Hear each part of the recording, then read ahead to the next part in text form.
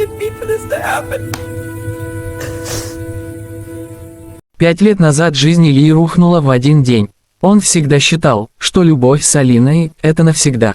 Они познакомились на 2-м курсе университета. Он – скромный студент инженерного факультета, она – яркая, уверенная, с глазами, в которых можно было утонуть. Илья любил ее не как юноша, а как человек, который видит в другом смысл жизни. Он мечтал о семье, о доме, о детях. Для него Алина была всем. После свадьбы они снимали небольшую квартиру в центре города. Денег не хватало, но Илья работал, как вол, по ночам подрабатывал, чтобы она могла не думать о бытовых мелочах. Он часто говорил: «Потерпи немного, родная, скоро у нас все будет». Алина кивала, улыбалась, но в ее взгляде уже тогда появилась тень, что-то холодное, далекое. Он не придавал этому значения. Думал, устала, переживает. Ведь всем тяжело в начале пути. Первые 2 года они держались вместе. Потом Илья начал замечать мелочи, она чаще задерживалась, на работе, перестала отвечать на звонки, ее смех звучал иначе, натянуто. Однажды он зашел к ней в офис, чтобы удивить, и заметил, как она быстро убрала телефон, когда увидела его. Тогда он впервые почувствовал, что между ними стоит кто-то третий. Через несколько недель все стало ясно. Он вернулся домой пораньше, а ее не было. В шкафу половина вещей исчезла. На кухне записка: «Прости, я больше не могу так жить. Ты хороший человек, но я не вижу будущего рядом с тобой». Эти слова прожгли ему сердце. Он сидел на полу, сжимая бумажку, пока не понял, это конец. Позже узнал, что она живет с его лучшим другом, Артемом. Тот, кому он доверял как брату, кому помогал во всем, предал его. С тех пор для Ильи весь мир потускнел. Месяцы слились в сплошную серую полосу. Он потерял аппетит, перестал спать, перестал говорить с кем-либо. На работе его едва не уволили. Друзья старались поддержать, но он всех оттолкнул. Он не хотел жалости. Внутри него жила только одна мысль: почему? Почему она ушла, почему он, человек, ради которого он бы жизнь отдал, украл у него все? Шли годы. Сначала он просто существовал. Каждое утро просыпался с чувством пустоты. Но однажды, в зеркале, он увидел не жалкого мужчину, а человека, у которого есть шанс начать заново. Тогда он впервые сказал себе: «Хватит, ты не тень, ты живой, и ты еще покажешь им, кто ты есть». Он уволился и открыл маленькую компанию, ремонт и автоматизация производственных систем. Все, что умел, вложил туда. Работал сутками, учился бизнесу, ошибался, снова вставал. Первые годы были адом, иногда он думал, что не выдержит. Но с каждым месяцем становился сильнее, холоднее и умнее. Он перестал смотреть на прошлое с болью, теперь оно стало топливом. Каждый раз, когда силы кончались, он вспоминал ее глаза в тот день, когда она сказала: «Ты больше не тот, кого я любила». Эти слова он превратил в мотивацию. Если раньше он работал, чтобы строить жизнь с ней, теперь, чтобы доказать, что без нее стал тем, кем должен был быть всегда. Через 3 года его компания начала приносить прибыль. Потом инвестиции, контракты, новые сотрудники. Илья уже не был тем сломленным человеком. Он стал расчетливым, холодным и невероятно успешным предпринимателем. Люди уважали его, но никто не знал, какой путь стоял за этой улыбкой на деловых встречах. Однажды он нашел старую фотографию, они вдвоем на берегу моря, молодые, смеющиеся. В тот вечер он сжег ее. Пепел упал на пол, и он тихо произнес: «Все, что было, сгорело. Теперь только вперед». Но где-то глубоко внутри оставалась одна незакрытая дверь – месть. Не истеричная, не грубая, холодная, выверенная. Он не хотел кричать, не хотел унижать. Он хотел, чтобы однажды они сами поняли, кого потеряли, и ощутили ту же боль, что жил в нем все эти годы. И судьба, как будто слышала его, готовила встречу. Он не искал ее, но в глубине души знал, что этот день обязательно придет. День, когда он посмотрит в глаза той, кто разрушила его жизнь, и не почувствует ни любви, ни ненависти, только удовлетворение. Ведь иногда самая сильная месть – это не разрушить врага, а показать, что ты выжил, стал сильнее, и теперь ты тот, кем они никогда не смогли бы стать рядом. Илья ждал этого момента 5 долгих лет. 5 лет спустя Илья стоял перед зеркалом, поправляя галстук. В отражении он увидел не того растерянного мужчину, который когда-то умолял женщину остаться. Теперь перед ним был человек, который знал себе цену. Холодный взгляд, уверенные движения, дорогой костюм. Его имя теперь значило многое в бизнес-кругах. Илья Орлов, владелец крупной инвестиционной компании. Он стал тем, кем всегда мечтал быть, но за все пришлось заплатить: бессонные ночи, одиночество, отказ от всего личного.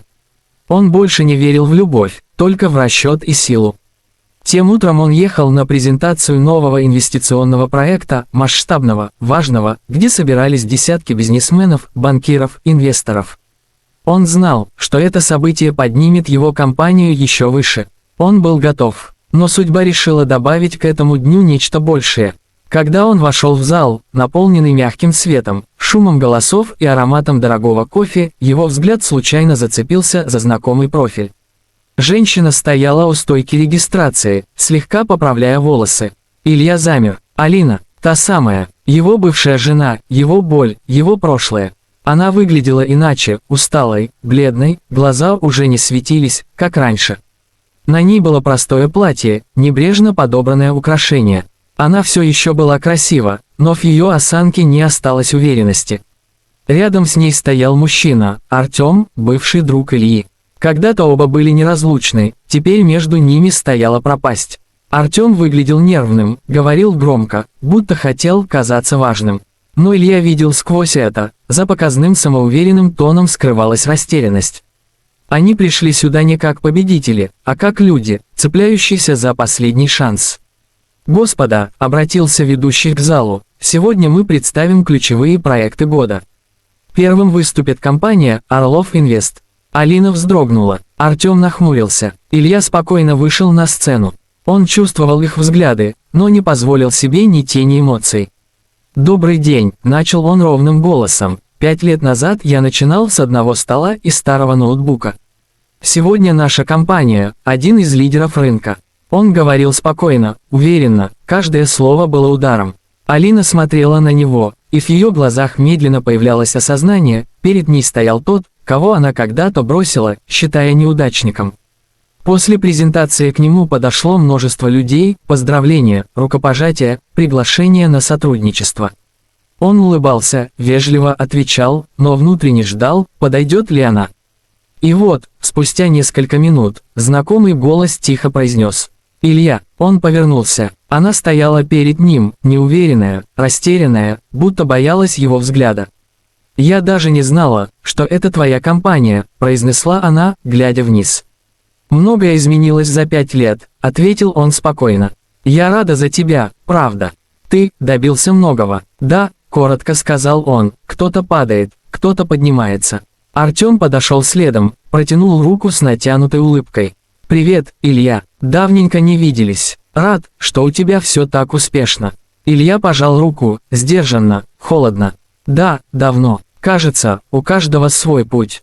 Они стояли втроем, как участники старого спектакля, где все забыли свои роли. В воздухе висело напряжение. Алина хотела что-то сказать, но не нашла слова. Артем начал говорить о бизнесе, о проблемах на рынке, надеясь, видимо, произвести впечатление, но Илья слышал в его словах отчаяние. Он понимал, их фирма на грани краха. И судьба, словно издеваясь, привела их именно к нему. «Если интересно», — сказал Илья спокойно, — «моя компания ищет новые активы для покупки. Может, ваши дела могут представлять интерес». Артем замялся, а Алина побледнела. «Мы можем обсудить», — тихо ответила она. Илья достал визитку и протянул ее. На ней было черным по белому: «Илья Орлов, генеральный директор, Орлов Инвест Group». Он посмотрел на нее прямо, чуть приподняв уголок губ, не в улыбке, а в легком, холодном намеке: «Теперь ты знаешь, кто я». Всю дорогу домой Алина молчала. Артем пытался шутить, обсуждать встречу, но в ее голове крутилась одна мысль: он изменился. Он стал сильным, без меня. Она вспоминала те слова, которые когда-то сказала ему: «Ты больше не тот, кого я любила», и теперь осознавала, как они звучат теперь, когда он стал мужчиной, о котором мечтают многие. Тем же вечером она нашла его сайт, фотографии с конференций, интервью в журналах. Он стал известным, он сделал себя сам, и все без нее. Слезы катились по лицу, но не от любви, от сожаления. От осознания, что человек, которого она когда-то предала, теперь живет жизнью, о которой она мечтала. Артем, заметив ее состояние, раздраженно сказал: «Не начинай, все это просто везение». Она молча отвернулась. В глубине души она знала, это не везение, это расплата. И, возможно, их встреча сегодня – только начало чего-то большего. А Илья, сидя в своем офисе поздним вечером, смотрел в окно на огни города. Он чувствовал спокойствие, не радость, не триумф, просто холодное удовлетворение. Судьба вернула ему прошлое, чтобы он мог закрыть его своими руками. Он знал, впереди будет следующий шаг. И когда он сделает его, они поймут, что настоящая месть еще не началась. Прошел всего месяц после той встречи, но для Алины и Артема эти недели стали адом. Их бизнес, который и так держался на последних кредитах, начал рушиться. Контракты срывались один за другим, партнеры отказывались сотрудничать, клиенты уходили. Каждый день приносил новые проблемы. Артем пил, срывался, кричал. Алина пыталась его успокоить, но в глубине души знала, все это не просто совпадение. Это он, Илья. Она чувствовала, что за всем происходящим стоит его холодная рука. Он не делал ничего напрямую, не угрожал, не звонил, но влияние ощущалось повсюду. Компании, с которыми они работали, внезапно начали сотрудничать с Орлов Инвест. Их репутация на рынке исчезала на глазах. И каждый вечер, ложась спать, Алина вспоминала его спокойное лицо и те слова: «Кто-то падает, кто-то поднимается». Через 4 недели они получили официальное письмо: Орлов Инвест выкупает долги их фирмы и становится ее новым владельцем. Подпись: Илья Орлов. Артем швырнул конверт на пол, побелев от ярости. Этот ублюдок все подстроил, он мстит. Алина села на диван, прижав руки к лицу. Может, и так, но он просто использовал закон. «Мы сами виноваты». «Замолчи», – закричал Артем. «Это ты его привела тогда, это ты все разрушила». В доме начались скандалы, денег не осталось, долги росли. Алина все чаще вспоминала Илью, не как бывшего мужа, а как человека, который смог подняться из пепла. С каждым днем внутри нее росло чувство вины и странного восхищения. Через несколько дней она решилась. Она пошла к нему в офис. Высотка, стекло, металл, блеск. Охранник вежливо попросил подождать. Ее трясло, но она знала, другого выхода нет. Через минуту дверь открылась, и она вошла. Илья сидел за огромным столом. На нем лежали документы, а за спиной – панорамное окно, из которого открывался вид на весь город. Он даже не поднялся, просто взглянул на нее. «Алина», – произнес он спокойно, – «не ожидал увидеть тебя снова так скоро». «Илья, я пришла не ради себя. Наш бизнес, он умирает. Люди останутся без работы. Пожалуйста», – голос ее дрожал, – «помоги нам». «Я знаю, ты можешь».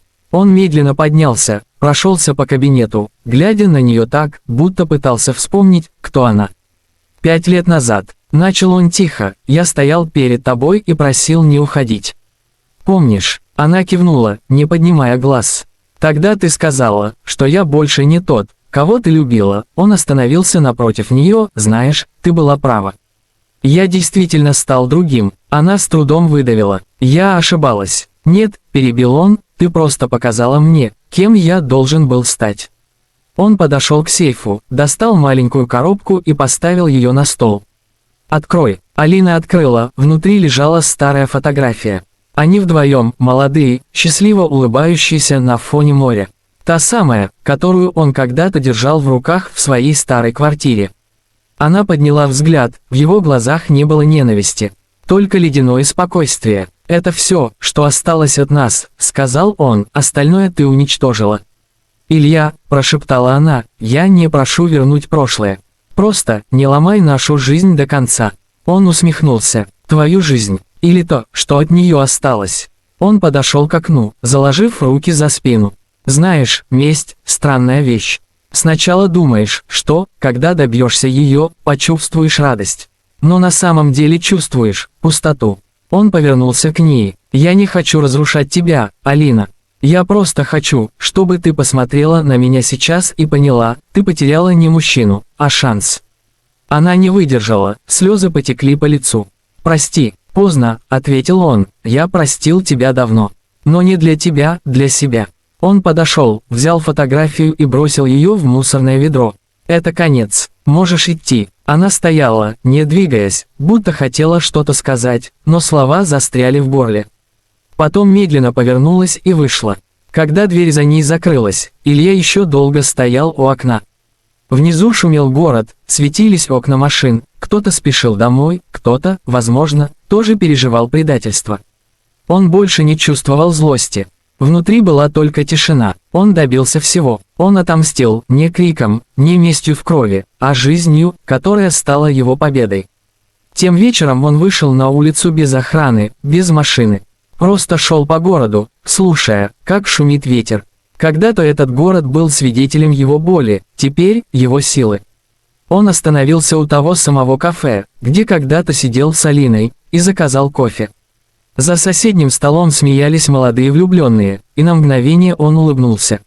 Его месть завершилась не тогда, когда он уничтожил их компанию, а в тот миг, когда понял, он свободен. Ни прошлое, ни боль, ни любовь больше не имели власти над ним.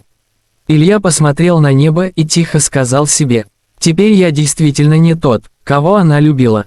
И впервые за долгие годы почувствовал, внутри не пустота, а легкость.